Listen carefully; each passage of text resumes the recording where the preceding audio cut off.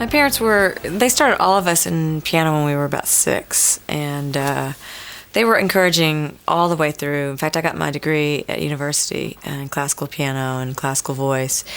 But it wasn't until I came home after teaching school for a couple of years where I said I was going to move to California that they were like, really? You really are going to do this music thing? But they were always very supportive about it, and still are. They're amazingly proud. I figured that because I was living in St. Louis and wasn't near either city where music was happening, that my best shot was to go to where the industry was. And for me, the best shot, or the industry existed in Los Angeles at that time, and that seemed like the best thing to do. Before I moved to Los Angeles, I taught school for a couple of years, but I was always in bands and I was writing music. And my second year of teaching, I got the opportunity to work in a studio in St. Louis and started doing jingles, which are commercial songs. And I had some success with that and felt like, well, I have a tape now and I have something to work from, so I'll just go to LA. I'd never even been to Los Angeles.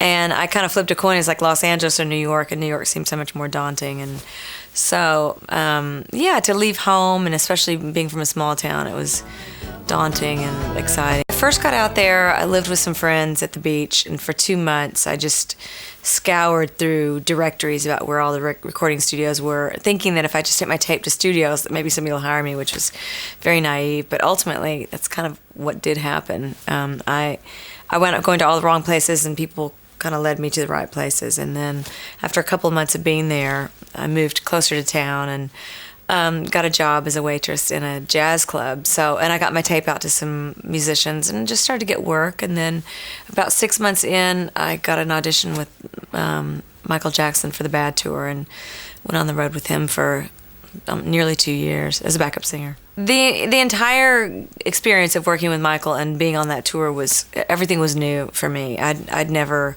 traveled extensively. I think I'd been to Mexico and that was it. And I didn't even own a passport. And literally after landing that gig, a month later we were playing Yokohama Stadium for 65,000 people with arguably the most popular pop figure in the world. And I learned a lot. It was a crash course in music industry and how everything works, and also I got an immense amount of experience that I wouldn't have gotten any other way.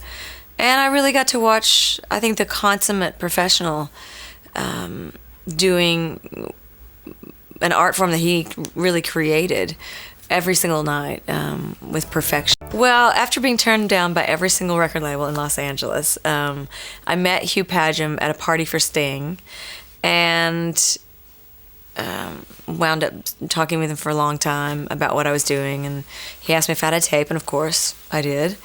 And after a couple of days, he called me and said, I listened to your tape and I really love it, and I would like to try to do something with it, so I'm going to take it to A&M Records, which is where I have my relationship. And that's how I got my record deal. The album the experience of making the album was just an incredible learning experience. And I think that the problem with it was the marriage of Hugh and I was not completely in sync as far as the direction. I'd made my demo on much like what Pro Tools is now, that version of it back 20 years ago, and it was very slick, but it was the only way I could record because I didn't have any money, so I made it with a friend and a computer. And I think sometimes you can get very committed to the demo and not be able to get outside of that vision. And so when the album was completed, I felt like it was so slick and almost generic sounding that if it went out, I would never be, I wouldn't stick out, I wouldn't be remembered, and I felt like it would be a bit of a really short career.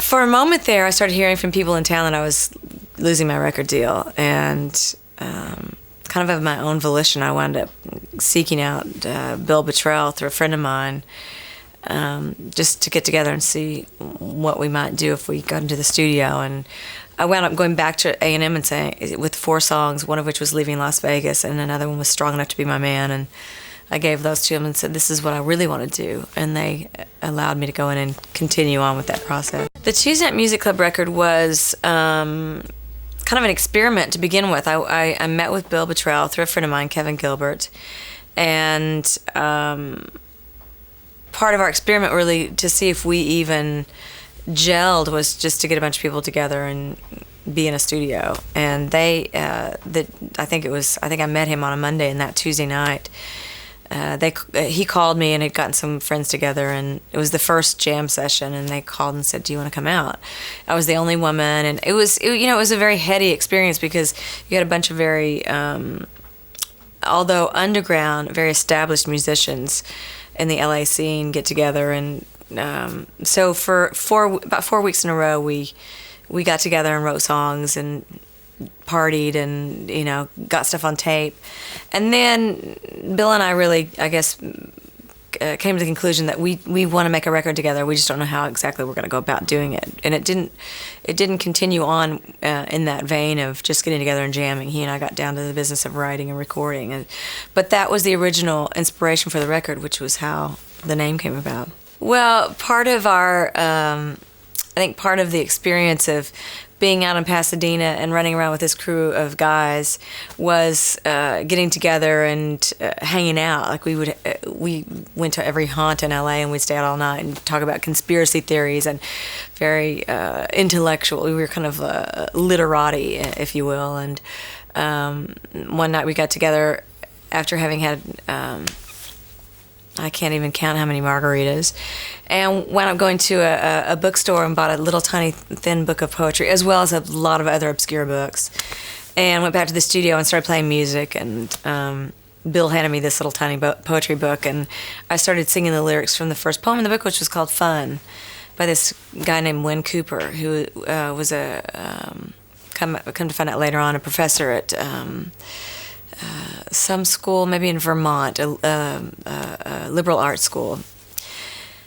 Anyway, so I went on later on to write 4 or 5 more lyrics. I mean, like different lyrics, different subjects and everything, trying to match the original spirit of that poem, and just never could get the spirit back. And so I wound up calling Wyn and saying, I've used this poem. How do you feel about it? And that ultimately went on to become a #1 song. I by the time I got in to make that record, and we had gone through the whole Grammys surge and been really out on the road for nearly a little over 2 years on that record. I was exhausted and really tired of playing the same music every night for 2 years and ready to make a new record, and had a lot of naysayers in the press. I think creating this mythology that I'd had nothing to do with my record, and there was a lot of controversy around the characters on the record, and I was really itching to go in and just make an artistic statement that felt like belonged solely to me and spoke to who I was, which is why I named the record Sheryl Crow. The fact that record became successful with, I think, 4 or 5 different songs that were really all about my life experience, it did feel like, okay, now I'm introducing myself, and from here is what matters, not from the first record, but really from this moment forward is where I get to actually create my artistic statement in the world. The Wildflower record had no obvious singles on it, and when I talked to Jimmy Iovine, who's the head of Interscope Records, I said, look, this is the record I want to make. I want to make a very artistic record that is based on my relationship with the listener, and I don't want to be concerned about having something that's going to sell. And he was very amenable to that and said, look, you've been around long enough that you have earned the right to just make an artistic statement.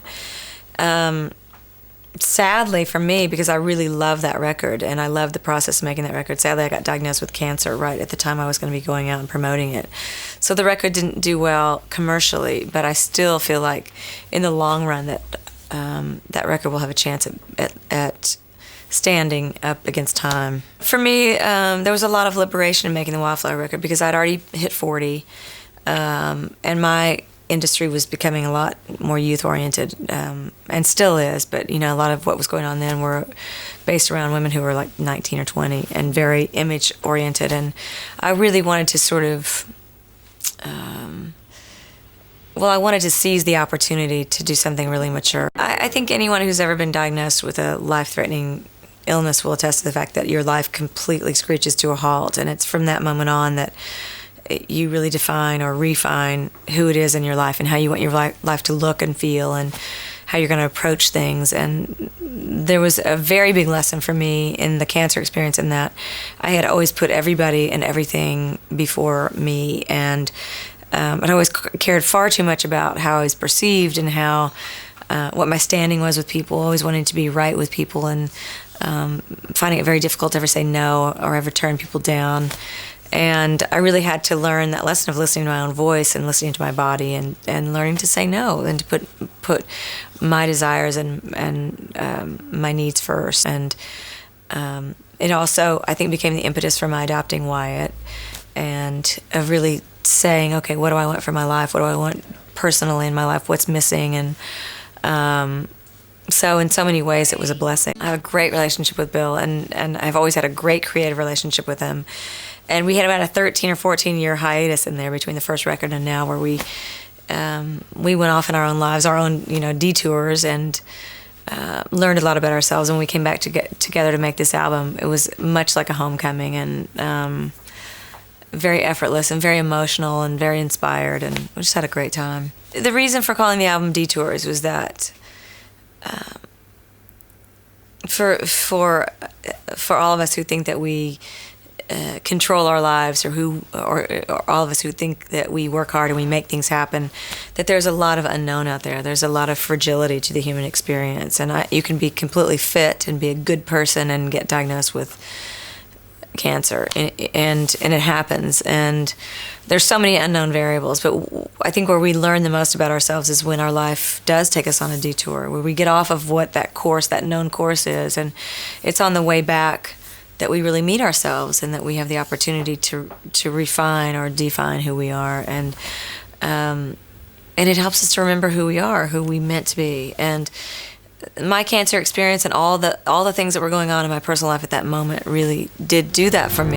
I would love to think that songs could, change the human experience, or give some sort of voice to what the collective is experiencing, much like what was happening in the 60s. I don't know that is happening or can happen at this moment because of the incredible amount of distractions that we buy into in order not to think and in order not to feel. And I think where we've gotten ourselves, particularly in America, is to the pinnacle of that, of choosing not to feel and choosing not to emotionally invest, and instead investing in materialism and reality TV shows and tabloidism in order not to face the devastation that's happening around us, and what kind of heart commitment that would require of us. And slowly I do find now that people are waking up, and largely due to the fact that the environment is peeking in the window every moment now and saying, hello, you have to wake up now, because the planet can't sustain all of this greed and this distraction. I would love to have the impact that a Dylan has, or a Joni Mitchell, or a Richie Havens, or any of these great, Pete Seeger.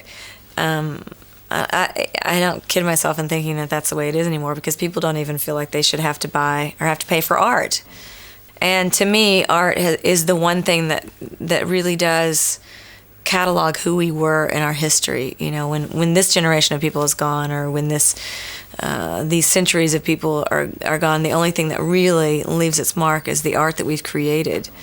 And it's a little disconcerting that at this moment in our history, when things are really chaotic, that what is documenting us is a lot of vacuous music, and people not even feeling like there's any merit to music or art, that they should even have to buy it or pay for it.